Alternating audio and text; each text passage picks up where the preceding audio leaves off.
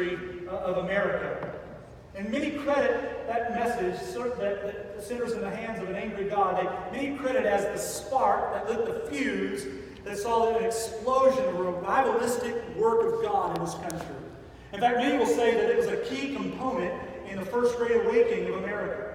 If you know much about this particular preacher, Jonathan Edwards, he wasn't the greatest orator. He sort of had the practice of reading his sermons. He would write them out, and he would sort of stand very solemnly and reverently, and he would often hold his manuscript in front of him, and the people would be sitting for an hour or longer. He would just sit there, and he would read in monotone voice throughout his message. And there are those who heard that great message, Sinners in the Hands of an Angry God, for the very first time, who were describing him preaching as he stood behind the lectern. He was preaching about the wrath of God, the judgment of God that's coming upon us. And it wasn't in his oratory, it wasn't in the way that he presented himself, but something was stirring in the pews. People were beginning to come unglued, to be honest with you. People were holding on to the backs of the pews because what they were hearing was quite disturbing. One man got up out of the pew, ran down to the front toward the preacher and said, Mr. Edwards, have mercy, have mercy. As a result of that message, a revival broke out. Now, very few people know the secret behind that revival.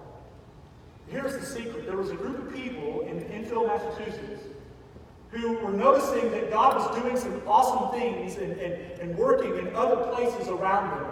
And they were in great fear that God was going to be angry with them and pass over them, and that they would not see the blessing of God. And so out of that fear and out of that concern, there were a group of believers in that community that gathered in that church house 24 hours earlier.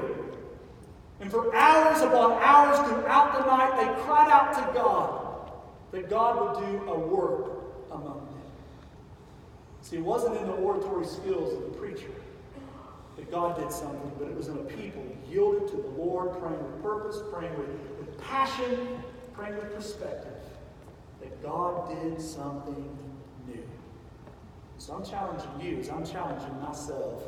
Church, it's time that we start sharing the gospel of Jesus Christ with this lost and dying world. But let us start in our prayer closet.